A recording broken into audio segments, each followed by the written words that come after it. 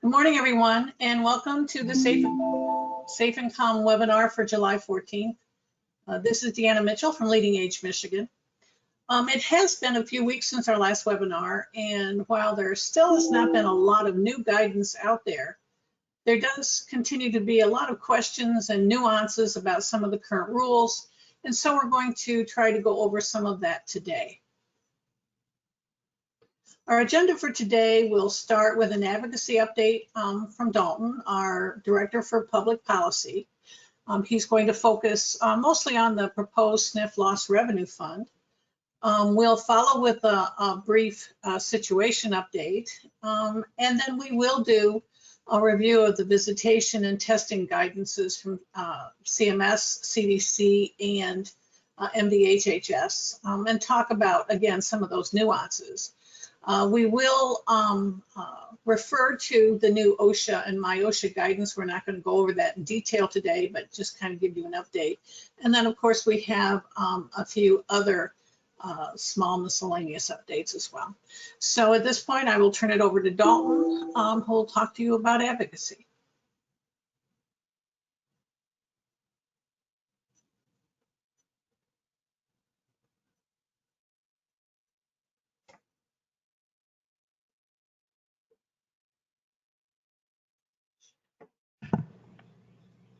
Dalton, it appears you might be muted.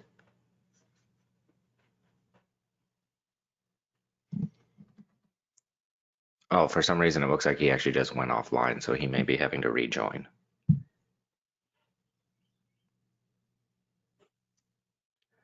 Should we give him a moment, or do we want to move forward, Blake? I think that we can give him, we'll just give him a couple seconds here. So while we are giving him a couple seconds, I guess I can go ahead and show you and show everyone, I should say. I'll just bring this up on the screen. That our annual conference, 2021 annual conference, will be happening in person September 26th through the 29th in Grand Rapids. This will be held during Art Prize, and registration is now fully open. So as you can see, if you head on over to our Leading Age Michigan website, you'll see this Hometown Heroes banner right here. You can go ahead and click on this, and this will take you to our conference landing page, which will have links to registration, exhibitor. You can reserve your hotel. We also have sponsorship available. Regarding the conference, where can we find a list of sessions? We are finalizing the sessions right now, or in the process of that, and we should hopefully have a schedule at the glance at least. We might not have every session, but it will at least give you kind of a glance at the schedule and what we'll be doing during the conference, and we will try to add that relatively shortly, because I think we do have a good finalized plan as to what each day is going to be looking like. So as I said, we do have the registration open, and you can go to any of these and reserve your hotel, register, do what you need to do. You can also check on this webpage, as we will be adding our other keynote speaker here shortly. And we are all very excited to see you in person, so go ahead and register when you have the chance. It does look like Dalton is back now, so we will turn it over to him. Thank you.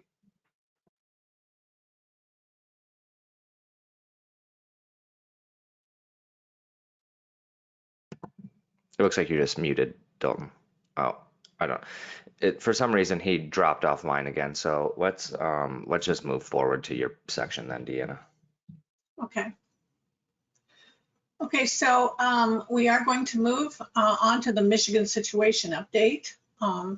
Cases are again beginning to rise ever so slowly in Michigan. And while we had a few Delta variant cases originally, there now is a bigger concern about those. As of July 9th, we had 54 cases. And as you can see from the slide, they are fairly well distributed across about 15 counties, with highest, of course, in Wayne and Branch.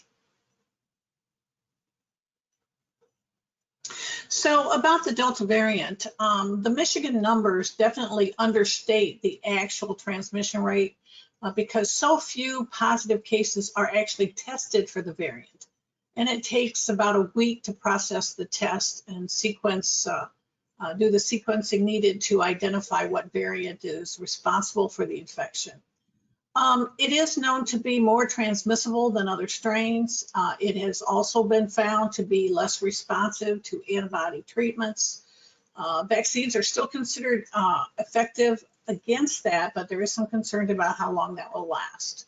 The CDC has identified the Michigan areas of concern for this variant in the low vaccination rate counties, et cetera, as expected, such as Wayne, and counties along the border of Indiana apparently have a fairly low vaccination rate as well. So there are some concerns about that. The transmission rates due to the Delta variant are rising very rapidly in other states, especially those with poor vaccination rates. And we've been getting mixed signals about whether or not to mask again, with the WHO recommending it for any unvaccinated person who's indoors with others, working with others, in any public indoor place. And finally, the CDC just in the last 2 weeks also recommends masking for unvaccinated persons indoors, and we're going to cover that guidance a little later.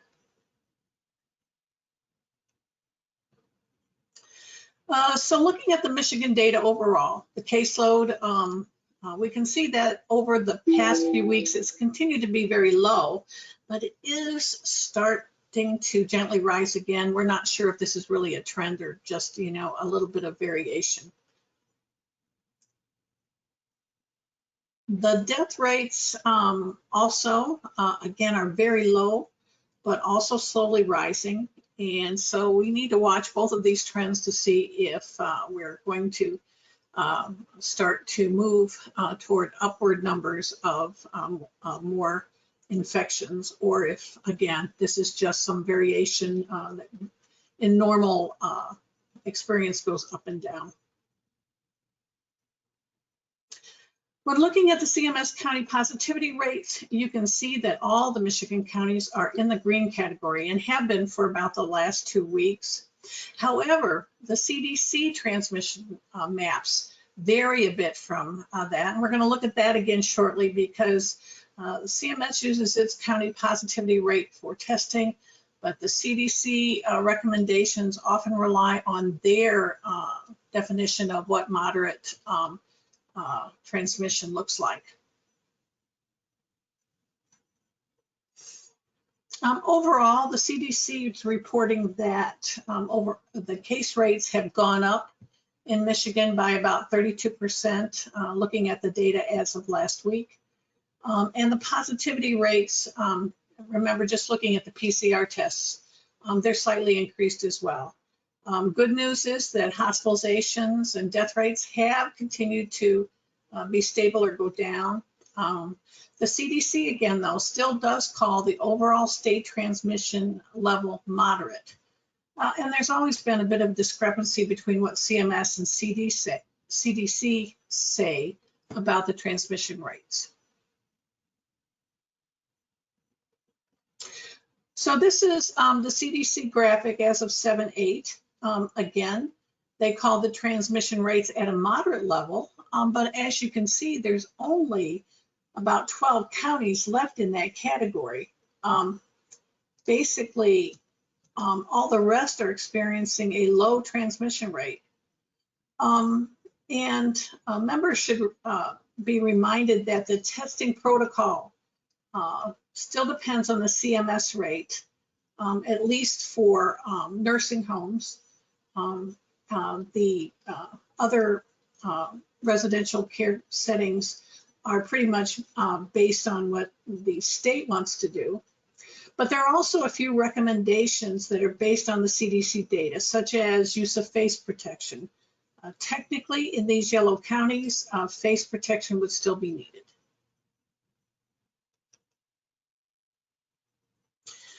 So we're going to move through these next few slides very quickly because, as you can see on the far right, there's not a whole lot of change, thankfully. This is the SNF new resident weekly caseload report as of 7/12. There's only one case per resident case, at least, occurring in the last week for SNFs.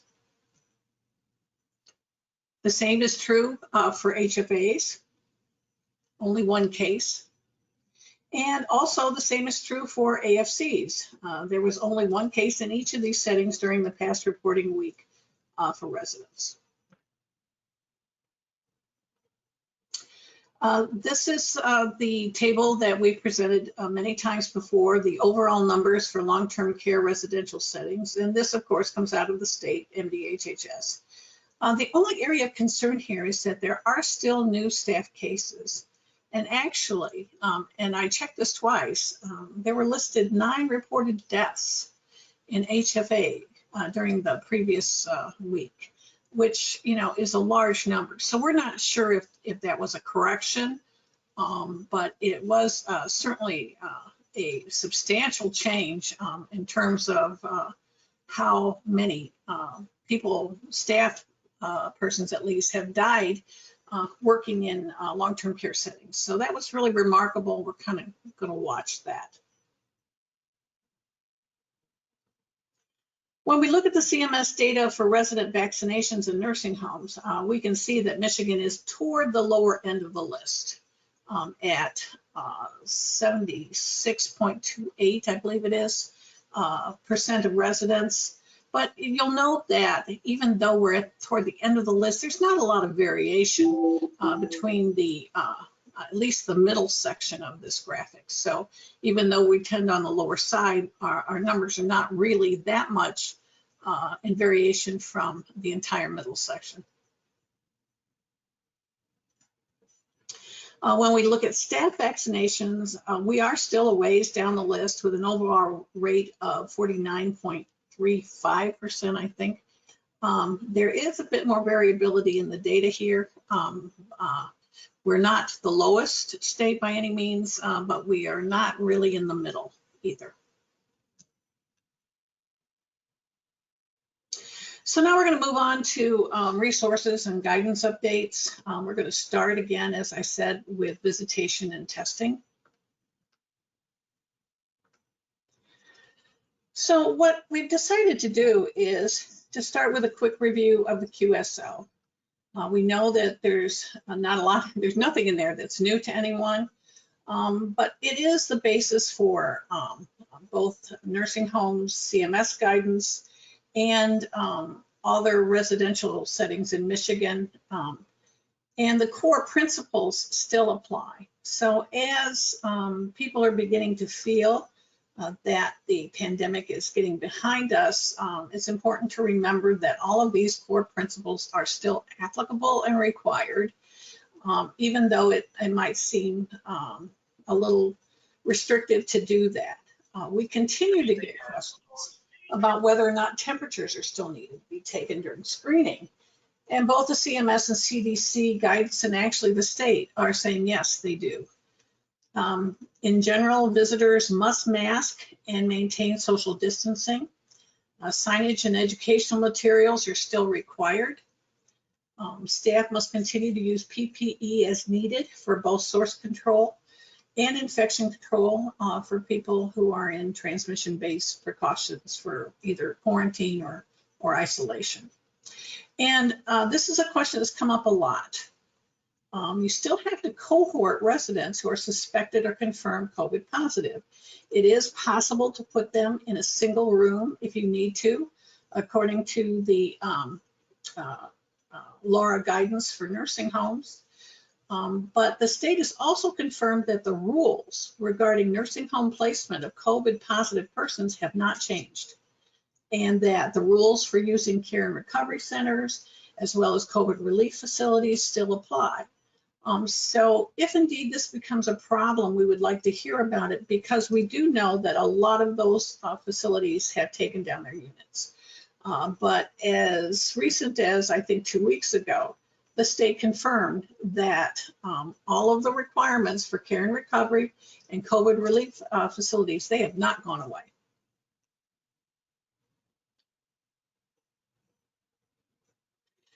CMS also focuses on the need of the facility to develop a person-centered visitation plan and to ensure that visitation is decided and accomplished when desired by a resident, as long as the required precautions are taken.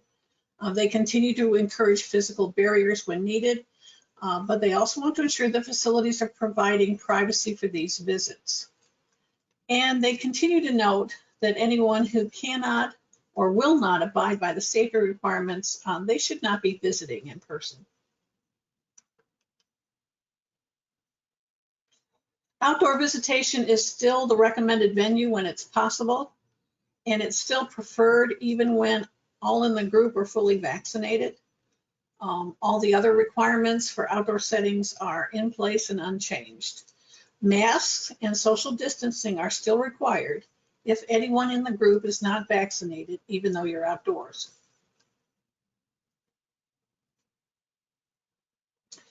For indoor visitation, the CMS guidance still refers persons to the CDC guidance, and there is a link there for visitation, and that was updated in the last couple months for vaccinated persons. Indoor visitation must be available at all times and to all residents, regardless of their vaccination status, and of course that applies to compassionate care visits as well. The language in the QSO has been something discussed by the state quite a bit. It refers to the need to limit visitation. And it has 3 times when facilities should limit visitation. And they're not new. Limiting visitation for based on the county positivity rate and the percent of residents that are vaccinated. Limiting visitation for persons with a confirmed infection. And limiting visitation for persons in quarantine. So the state has kind of taken the word limit to mean that facilities should consider how they might want to limit visitation in certain circumstances. However, for nursing homes, we are absolutely sure that CMS and CDC language about limiting visitation means prohibiting it, except for compassionate care visits. We are sure that visitation is supposed to be limited for persons in isolation for COVID, prohibited actually. So if you're not a nursing home, you could have some leeway here because the state interpretation is a bit different, but we're pretty sure that a nursing home who does not comply with prohibiting visits in some of these scenarios, except for compassionate care, would be open for a survey deficiency.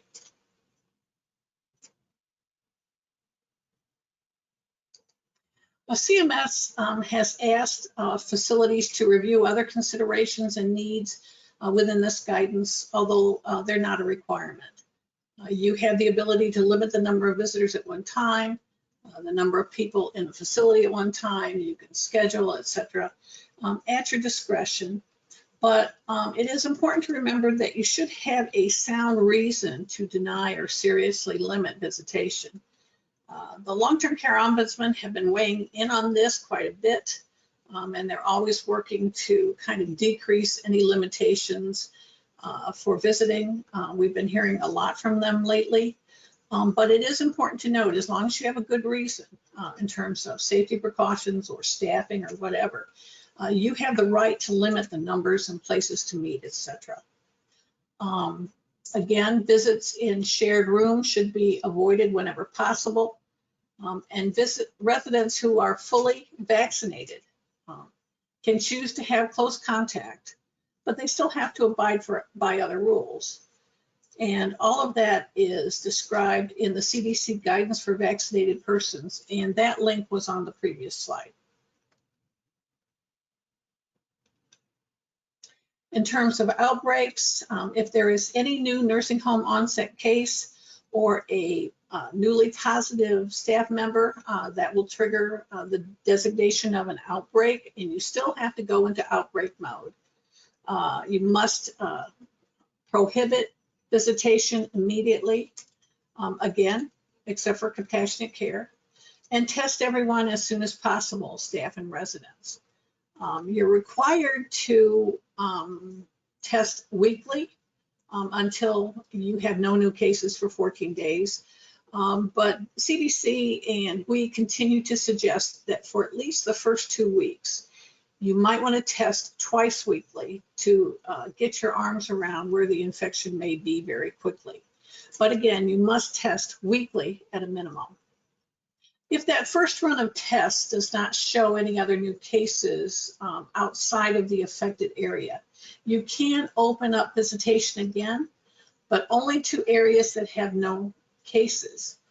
Sometimes it's hard to determine the affected physical area, but that's an evaluation facilities have to make based on their test findings and the potential contacts of whoever ended up being determined positive COVID. You have to continue prohibited visitation if during any testing, someone who is outside of the known affected area tests positive. And regardless, if you have the virus contained in one area or not, you must continue to test all residents and staff at a minimum of once per week until 14 days passes with no new cases.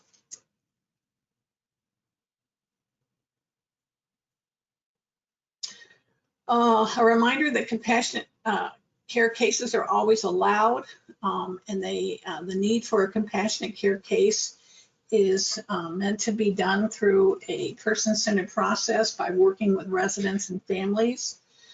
And on top of that, the state, MDHHS, requires that the need for such visits must be determined by the clinician and noted as such. Residents who are fully vaccinated can have close contact during a compassionate care visit, and that can include touch, as long as they're taking the other safeguards. In other words, they should be masked and they should be distanced except for that limited time of close touch. Now that visitation is pretty much open, compassionate care visits are usually only needed for persons who are in quarantine for some reason or who are COVID positive. So otherwise for visitation, the safeguards do not apply when the resident and all visitors are vaccinated. But technically, according to the CDC and CMS, during compassionate care visits, residents can have close contact if fully vaccinated, but they are supposed to wear a mask.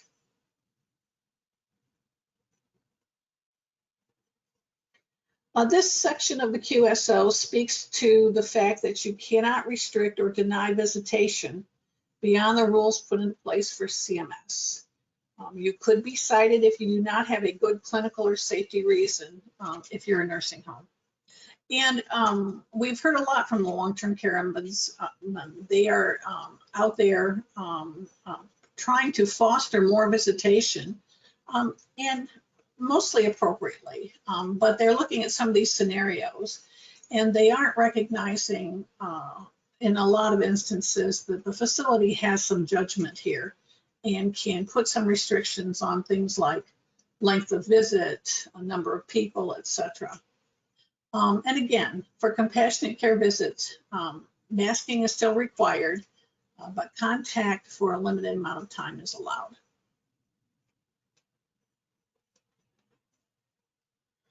So those are the CMS requirements that apply to all residential settings except for independent living.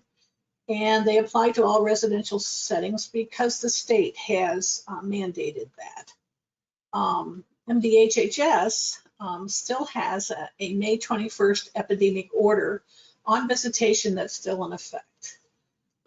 They do vary from the CMS QSO, however, in their rules for group activities and dining. The CMS guidance allows you to group vaccinated persons together during an activity or during a meal without physical distancing and without masks used in that vaccinated group. However, if you have unvaccinated persons in the group, they have to mask and they have to stay 6 feet away from each other and everyone else.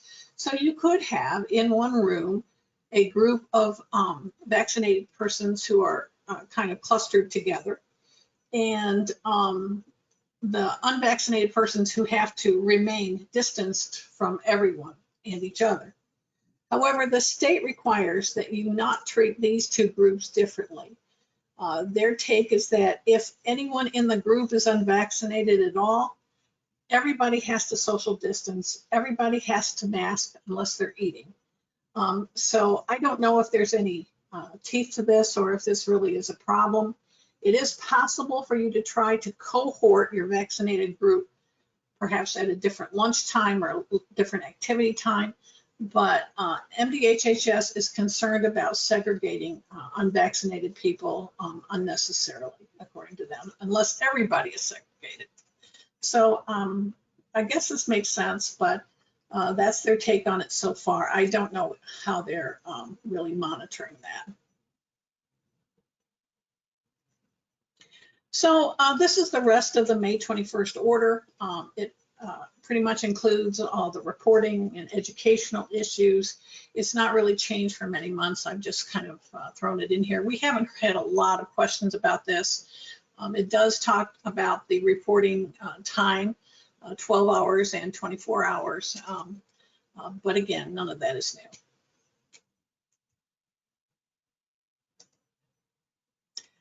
The other MDHH visitation resources are intended as guidelines, although it isn't clear in that that's the case, but the state has confirmed that two other documents that are out there are actually only guidelines or to be considered as best practices and are not technically required. So again, we've been hearing that the Ombudsman does not necessarily support some of these practices, but you do have the ability and flexibility to apply them as appropriate. So next slide, please. So here are a list of the most important, I think, recommended practices in the recommended best practices. You can schedule visitation or limit the number of visitors. You can limit the age of visitors, and they also suggest the use of tables as physical distancing barriers. However, the rest of these best practices are actually required by CMS anyway. You have to educate visitors on infection control. You must still take temperatures during screening. We still get questions about that.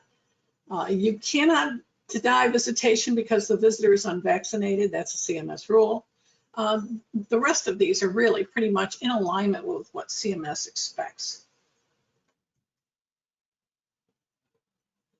So we're going to pause for questions for a moment, see if anyone has any before moving on. Okay, we do have a few questions here. Our AL and IL, sorry about that, excuse me, I'll just restart. Our AL and IL are connected, although there is a set of doors that can be closed. Can our AL residents enter our IL facilities? Do they need to be masked? Residents in our IL are no longer required to wear masks in common spaces. We haven't talked about this that I can remember when the two entities are attached. But what we have heard and thought is that whenever you have a resident who leaves your facility, and I would assume even if the facility is connected to an independent living, that they really just need to abide by the rules that would impact anybody who left the facility and entered the independent living facility. If they're vaccinated, there are a set of rules for them. If they're unvaccinated, there's a separate set of rules. If they're unvaccinated, they should be masked. But they really, if they're vaccinated, they don't have to be, and I don't see a reason to mandate that. So we viewed this as if it was a visitor like any other. Once they leave the facility, whether they're going out to dinner, or they're going out with their family, or if they're going to go visit someone or have a group activity in a different area of your campus. We've considered it at this point that the same rules apply to them as anyone else. Okay. Are there limits to number of visitors a resident may have during an outdoor visit? No, technically there are no limits to any visitation anywhere at this point, although there are suggested recommendations that you limit indoor visits to 2. I don't believe that there's any at all recommendations for outdoor visits, but if you have anyone in the group who's unvaccinated, everyone is supposed to mask, even though it's outdoor, mask and physically distance. That is something that is still a rule. Okay. If a resident is COVID positive and qualifies for compassionate care visits, they can still have visits, correct? Can their visitors take off their masks if they are vaccinated, even if the resident is COVID positive?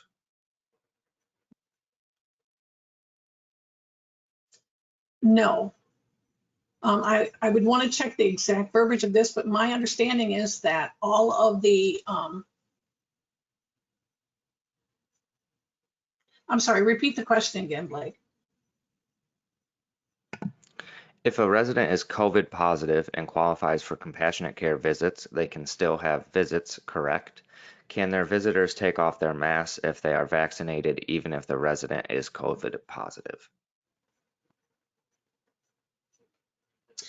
That question per se has not come up before that I can remember. I do know that transmission-based precautions are required for compassionate care visits, although there can be some contact, but the expectation is that you maintain the precautions. If the other person is vaccinated, you know, vaccines, while they're very effective, they're not 100% effective, and I think that it would be considered probably a poor practice to allow that taking off their mask, because they still can be infected. It's a possibility, and it is happening sporadically, both in Michigan and in other states where persons who've been vaccinated and our seniors, long-term care residents, have become infected again. So I guess I think it would be a poor practice. I don't think that there's anything particularly high risk here, but my understanding is that although during a compassionate care visit a person is allowed to touch, other than that, they're supposed to maintain all of the infection control precautions. So again, I think it's probably a gray area, not specific, but I don't think it would be a great practice. Okay. So we are to separate unvaccinated versus vaccinated during meal times. How about outside activities? Can we prevent unvaccinated from going to an outside activity? I think this is something that you have to work through with your resident groups and what their desires are, because, you know, they all have rights as well. I don't think it would be appropriate or feasible to prevent all of the unvaccinated persons from any activities or any particular activities unless, you know, they kind of agree to it. There are resident rights issues here, and I'm sure the ombudsman would be all over that. Technically, if you have unvaccinated persons in a group activity, you are technically, based on the state rules, required to separate everybody from each other and mask and distance everybody, because the state doesn't like the difference in segregating people who are unvaccinated in different ways than you would deal with persons who are vaccinated. So relying on the state guidance, I would say, no, you can't do that. And not only that, you have to, if they are included, you have to make sure that everyone, including the vaccinated persons, are socially distanced and masked. I do think it's possible, though, to develop a system where you cohort people, as long as you're not restricting somebody's rights, to put COVID positive persons in some groups and, I'm sorry, I said that wrong, vaccinated persons in some groups and unvaccinated persons in other groups. I think it could be more easily dealt with. However, if you have friends who want to do things together, you have to be very careful about maintaining residents' rights. Okay. Regarding residents who are vaccinated and do not need masks or maintain social distancing, what if unvaccinated staff are around? That is a recurring question all of the time. When I read the CDC guidance and that the CMS requirements specifically linked to, I read that with the idea that if you have anybody in the room who is unvaccinated, everyone is supposed to be masked and socially distanced. The state reads that differently because it is not defined. They talk about what staff can do when they're together and if they're all vaccinated or if there's people who are unvaccinated. And it's the same guidance as for residents who are maybe mixed group of vaccinated or unvaccinated, or maybe everyone is just vaccinated. The rules are different. The rules are the same for staff and for residents. But the state's saying that since there's no discussion of putting the staff with the residents, that if you have an unvaccinated staff person who is masked, people who are unvaccinated in the room shouldn't necessarily have to take precautions, mask and social distance, based on, the facility's individual risk level. We believe, though, that the intention of the CDC is to ensure that if there's anyone unvaccinated in the room, that you should probably mask and physically distance. But it's not written that way necessarily, and it appears the state's giving you some leeway. So we're suggesting that you consider your own situation, how many unvaccinated and vaccinated staff and residents you might have, and how you're structured in terms of your activities, and make your own determination. It is possible that you could be cited, though, if you're a nursing home. But again, something that's arguable because there is no part of either the CMS or CDC guidance that talks about what if you have a staff person with a group of fully vaccinated persons and that person is not vaccinated. There's nothing specific in there that says that. I know this is not a good answer, but it's the only one that we have. Can we require proof of vaccination from visitors, or do we just have to take their word for it? You have to take their word for it. That's what we've heard from the state, probably in a response to something about a month ago. Visitors can take off their mask if the resident and the visitor are vaccinated, even if the resident is positive but has been vaccinated. Is that a question or a statement? It seems to be more of a statement. Okay. So we'll go to the next question here. Do visitors still need to be screened the day before they visit? Also, we currently schedule all visits and hold them in a visitation room. Do visits need to be scheduled, or is that a recommendation only? The scheduling is only a recommendation. And can you please repeat the first part of the question again, Blake? Do visitors still need to be screened the day before they visit? I don't remember that rule, to be honest with you. I do know that, when they had to be tested, there were some timing issues, but I think that you can screen them in real time right before the visit. I'd always thought that that was the case. Okay. If it doesn't answer your question or if I'm confused, just shoot me an email. Okay. It looks like that was the last question for now, so we can go ahead and move forward. Okay. We're going to talk about testing a little bit now. This is the CMS update from April as revised in the QSO 2038. It updated the testing requirements for vaccinated staff. There's nothing really new here, although we do hear from some members that staff are weary of testing. But currently there are no plans to stop testing for unvaccinated staff in the near future that we have heard at all. It's important, though, to remember that when your county positivity rates change, the CMS has rules about how to adjust your testing.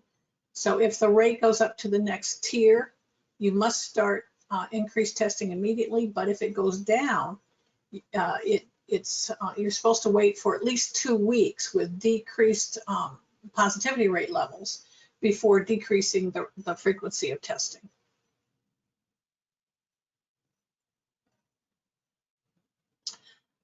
This is the most recent testing order from MDHHS.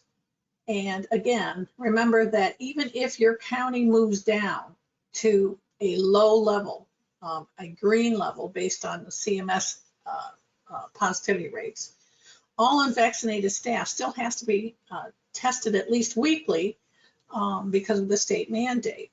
That rule is more restrictive than CMS, and it continues to be out there.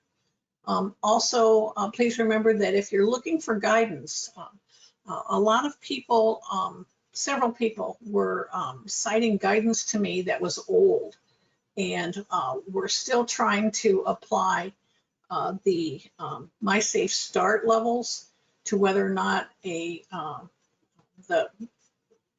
about the frequency at which people have to be tested. So those rules are gone. And remember, if you're looking for guidance, there are older rules out there that are no longer current. So always review the most recent epidemic order or the guidance as listed on the MDHHS coronavirus website under long-term care.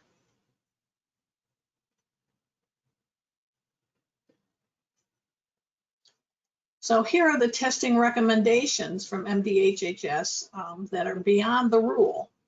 However, this does pretty much align with what MDHHS says, so there's no real conflict here. Remember that whether or not someone is vaccinated, if they have symptoms or a known significant exposure, you still have to quarantine them. But this is a table taken directly out of what the state is calling recommendations, but these are actually completely in alignment with the CMS rules.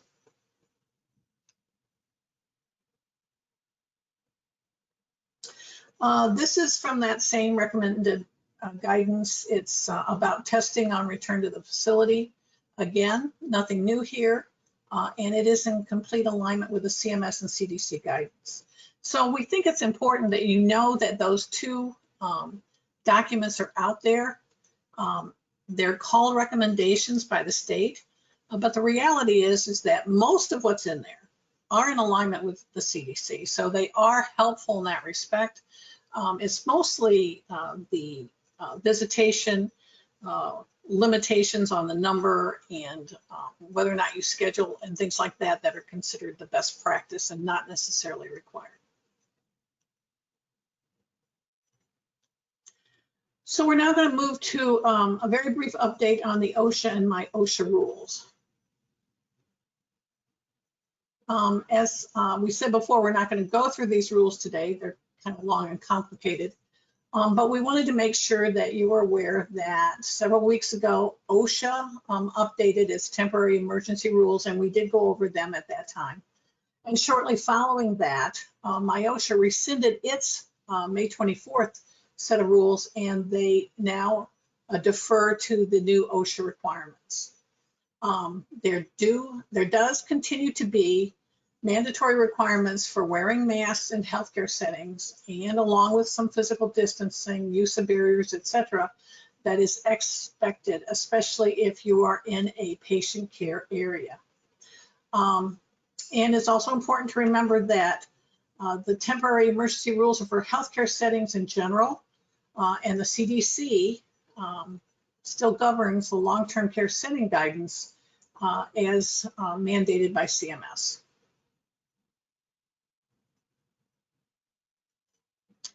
A lot of the focus in the OSHA rules is on the facility COVID preparedness and response plan. And remember that all healthcare facilities must have such a plan. We provided 2 links on this slide. They have template plans. The first was provided to us by MyOSHA, mostly because OSHA had not put their new template out yet. The MyOSHA template doesn't really address all of the new OSHA requirements, but it is pertinent to healthcare settings. The second link is the template provided by OSHA. That's the one I would probably pay most attention to. It has been updated to meet their most recent guidance. This is just a reminder that the FDA about 2 weeks ago issued a letter that revoked emergency authorization use for non-NIOSH approved respirators for infection control purposes. Extended use is no longer recommended. You are supposed to go back to conventional use of PPE, but remember that that's for infection control. During a recent MDHHS meeting, the question was raised about whether or not staff who are wearing their face masks, their surgical masks, and whether or not they had to be changed between patient interactions because that's the normal use. But the answer to that is yes, they should change them if those masks are being used for infection control purposes. Respirators are still required for COVID quarantine and isolation, but face masks for source control, that's a whole different ballgame. You're not really working to prevent a specific person from getting a direct infection that you know is out there. So for source control, the CDC still recommends that facilities not change their masks throughout the day. That saves on equipment and also limits some contamination as people try to put their masks on and off.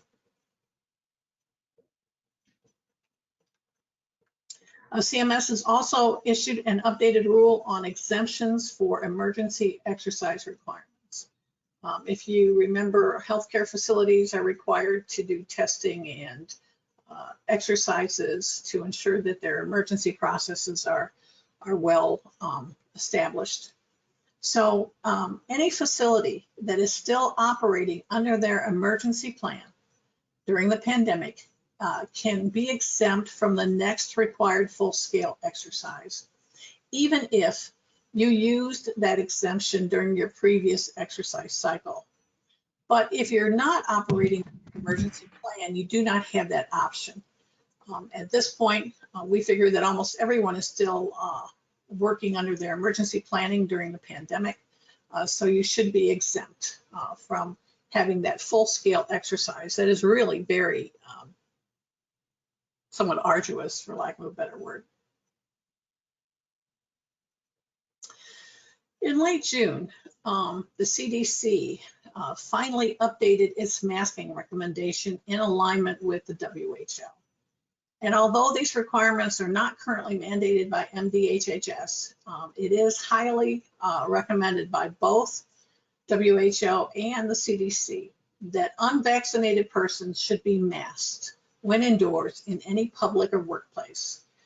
And mostly this is about concerns about the Delta variant and the amount of transmission right now that's going on within groups of unvaccinated persons. Unvaccinated persons should only mask in outdoor places if it's a very crowded place or if you're in an area of high transmission. They also suggest that persons at high risk continue to wear a mask. Again, MDHHS is not mandating it.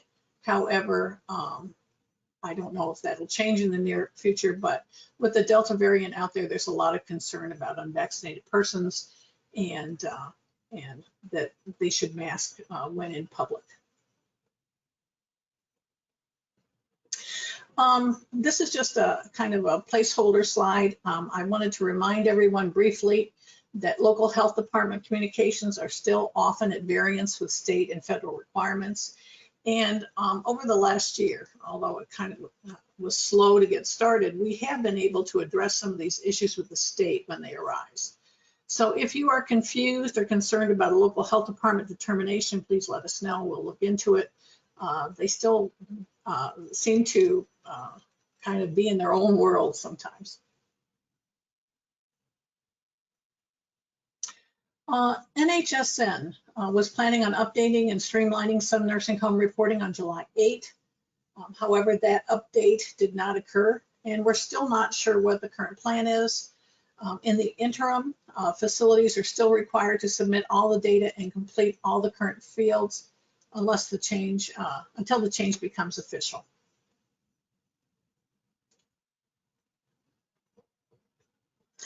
The Bureau of Professional Licensing has issued a clarification document about CEU requirements. Currently, the standard CEU requirements are all in effect. The only flexibility that providers, professionals actually have are those who have worked prior to June 9th, last year, June 9th, 2020, on COVID-related issues. They can use those hours toward meeting some of the CEU requirements. You should be able to document your hours, and you should be able to document in what way you were working on COVID-related issues. But it's only until June 9 that you can use those hours. Other than that, every professional licensed person is required to maintain their normal CEU requirements. This is just a reminder that the Provider Relief Portal opened on July 1, but reporting is not due until September. More information has been released on updated reporting requirements, and they are linked on this slide. And Leading Age, we're currently working with Plant Moran to develop a training for August. We anticipate there's going to be a lot of questions about this because these requirements seem to have evolved and morphed throughout the entire process.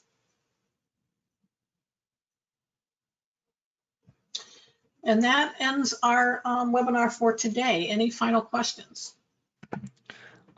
We do have some questions, but we will also want to go back to Dalton's section. Do we want to do questions and then Yes. Dalton? Sorry, I forgot Dalton. Hello, Dalton. Hello, can you hear me? Do we want to Yes. go? Do we want to do questions now and then Dalton section, or do we just want to go to Dalton? Go with Dalton. Go ahead. Okay. Go to Dalton. All right.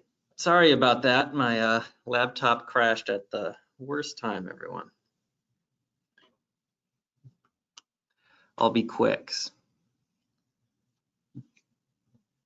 Okay, so today I'm going to talk about a couple things that should be reminders for everyone if they read the most recent newsletter or seen some of our most recent member updates.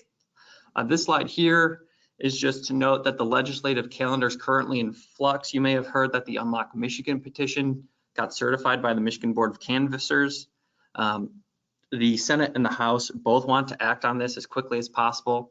What the Unlock Michigan petition or initiative is a petition that was done throughout the state of Michigan to repeal the governor's powers regarding her ability to shut down the state due to COVID. The Michigan Supreme Court already ruled that the law was unconstitutional, but by certifying the petition, the Board of Canvassers sends the petition to the legislature for them to essentially vote on it, and the governor cannot veto this. So it's essentially a formal way for the legislature to say, no, we don't like the fact that the governor used this specific law to create the emergency powers she did during the early part of the pandemic. If you remember, some of the way through the pandemic, she had to shift a lot of the orders to the department and through the Department of Public Health, so that, and make them public health orders versus her executive orders. So they will be coming in this week to do that. The Senate is planning to do that this week. They're not really scheduled to do anything else but vote on this. They were hoping to be out until the end of August, or until the beginning of August, excuse me. So today I wanted to talk briefly about the SNF fund for lost revenues due to low census during the pandemic. This was proposed by the governor way back in March-ish when she released her budget. It started off with just a fund of $100 million. It is still that fund, but now the Senate added some boilerplate that kind of spells out exactly what they're looking to do here. And I know a lot of people have already heard about this, but we do have some further insight here. Just to clarify, the boilerplate in the budget is not passed yet. So this isn't set in stone, but it does enjoy bipartisan support and the governor's support as it was in her budget proposal. So something like this will go forward, if not this exact language, and we feel that it would be this exact language. So what this fund is going to do, it's going to give a boost of $23 per Medicaid day increase in reimbursement for the last 3 quarters of FY 2021 to nursing homes that have experienced a 5 or greater average daily census decline compared to those same months for their 2019 based upon their 2019 cost reports. You can be eligible for 1 or all 3 quarters, and any provider who receives these funds are required to pay any reconciliation or determined payments / recovery payments determined by the department, because they're put in charge of managing the fund. By the department, I mean MDHHS. The application process, these are the things you'll need to apply. The bill isn't currently law, so there isn't any formalized process yet, and you can't apply now. But there are a couple of items you can start to look at to see if you meet that 5% census decline. I assume most of you might know offhand if you've had a 5% census decline this year compared to 2019. A couple of things that you should be starting to gather here if you're looking to move on this quickly. You'll need your 2019 Medicaid cost report. You'll need the average daily census for the quarter you're looking to apply for or quarters you're looking to apply for. You'll need a detailed weekly average daily census for that quarter or quarters you're looking to apply for. And you'll need the number of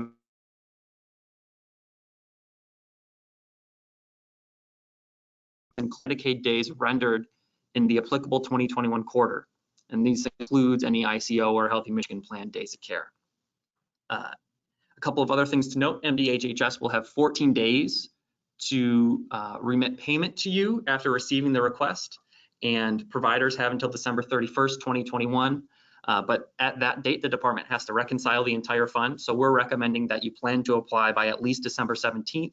So that way you give the department the full 14 days to reimburse you in case they have issues reimbursing the fund or remitting payments, or they're longer in that 2-week time frame.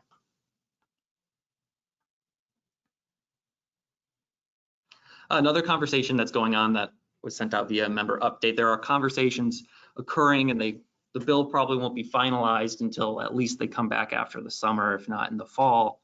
But they're looking to grant the temporary nurse aides working underneath the COVID-19 blanket waiver an easier pathway to CNA registration, so that way they can work as a fully registered and certified CNA.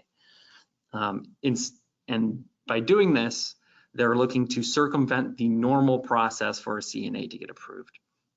Instead of that process, a nurse aide would have to do meet the 3 requirements here to demonstrate competency.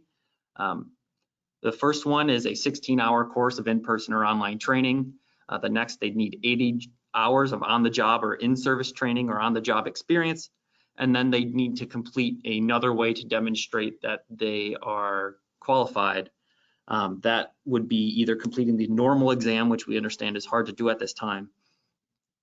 You'll need to get approval, or you could get approval from the site administrator responsible for assessing competency of a nurse aide as part of an improved internship program, or you can pass an assessment by an entity hiring the individual. So if you're hiring the temporary nurse aide as a permanent CNA, you can then test them on or provide an exam to them to demonstrate their competency that would cover the basic roles and responsibilities of a nurse aide.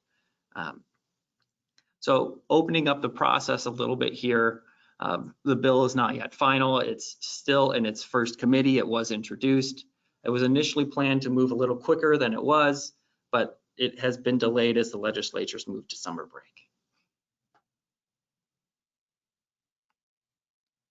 I did want to talk a little bit here about some MPRO data we have and some an opportunity for advocacy we've had.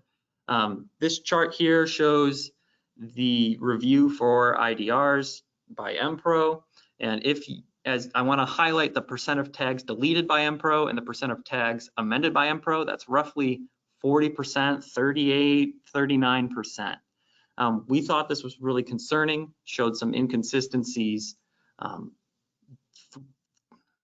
in the survey process. So we've asked the department to take a deeper MPRO and Laura to take a deeper dive into what exactly is being amended or deleted in the tags, and if there's a pattern, if there's a way for them to provide additional education or training on these opportunities, and maybe develop some best practices for surveyors to follow. So an interesting thing that has come out of the work groups is a bunch of data. We've asked them to take a deeper dive look, and they have agreed to do so. So we're pretty excited that maybe we'll get some more, I'll say, standardization amongst the survey process and survey teams by following some best practices.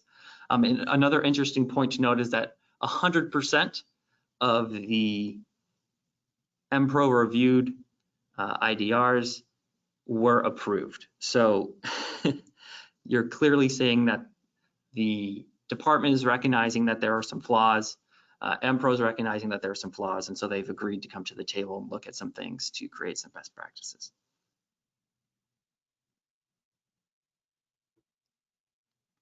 All right. General questions. Thank you very much. Don't let me check and see if there was anything regarding what you spoke on. I'm not seeing any questions for you, but Deanna, I know that we definitely have some. So let me get near the end here. Okay. Is the waiver still in place that allowed admits without a 3-day stay? Yes, the waiver is still in place. I think it's going to be in place throughout the pandemic. It's not sure that it's going to continue after the pandemic, but yes, the 3-day stay is still waived. Okay.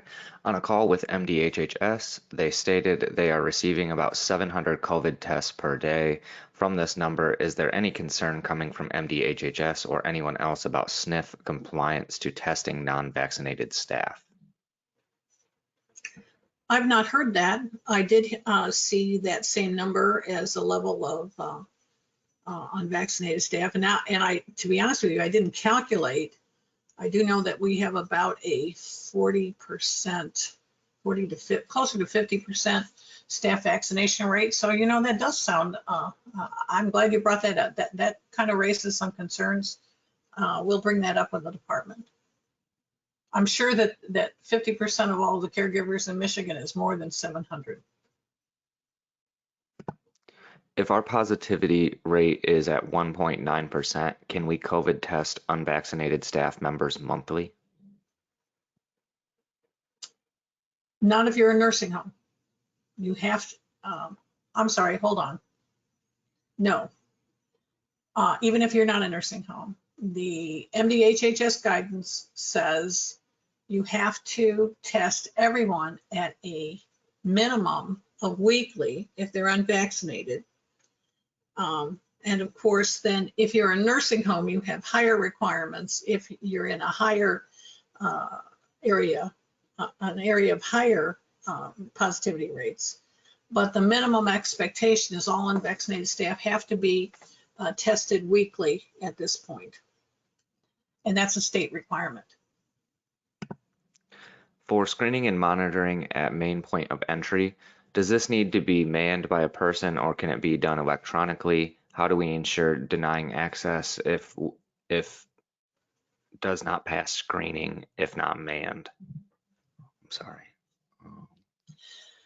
My understanding is that it does not have to be manned, but I'll be honest, I don't understand the non-manned systems myself. I've not ever seen one. I don't know how it works, but you would definitely have to make sure that somehow or other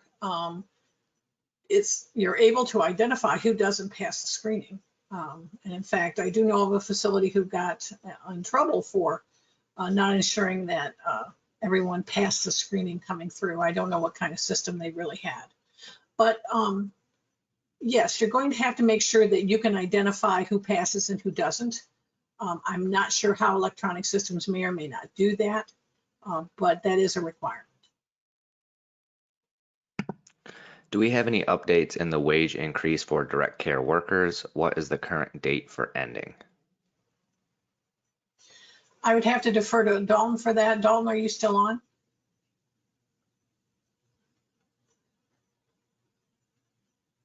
We'll have to Yes, get. I'll want to look up the specific date. I'll send that out in the questions. Okay, thank you, Dalton. Okay. OSHA physical distancing in conference rooms, is having a sign to remind a physical distance enough, or do we need to add 6-foot markers to the floor? Is a sign for maximum number of people to a room enough information? Do we need to include maximum number of people at a conference table? I don't know that there are any specific requirements about how you have to educate your staff and or visitors about the infection control and other safety precautions you have to take. I think that the bottom line is you have to ensure that physical distancing occurs when it's appropriate. If people are not vaccinated, masking is appropriate. I don't know that you have to list those sorts of things either for staff or visitors or residents or groups in any way. I've not seen any requirements about that. What you do have to do is put your facility policies up as you know them. You can certainly do that. I don't know if that level of details is required anywhere. I've not seen it. Okay. As of what date are nursing homes required to report COVID positive employees to the OSHA 300 log? I can't speak to that right now. I'll have to review the OSHA guidance and we'll get back with you. Okay. How far behind are they on IDR process response? I'm not aware of that either, off the top of my head.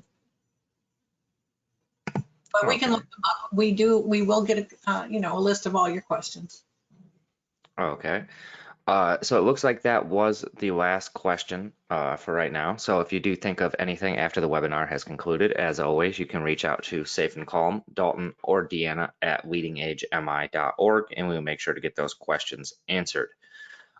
So with that, we would like to thank Deanna and Dalton both, and we'd like to thank all of our members and participants that took time out of their busy schedules to join us today. We appreciate everything you guys do each and every day to support your staff and provide quality care to your residents. We are grateful for your continued support, and we are here for you when you need our assistance and resources. With that, that will be the conclusion of today's Safe and Calm webinar. Our next one is scheduled for 2 weeks from today, which I believe would be July 28th. So with that, I hope everyone has a great day. Now go ahead and go over and register for our 2021 annual conference, and we hope to see you there. Have a great day. Bye, everyone. Take care.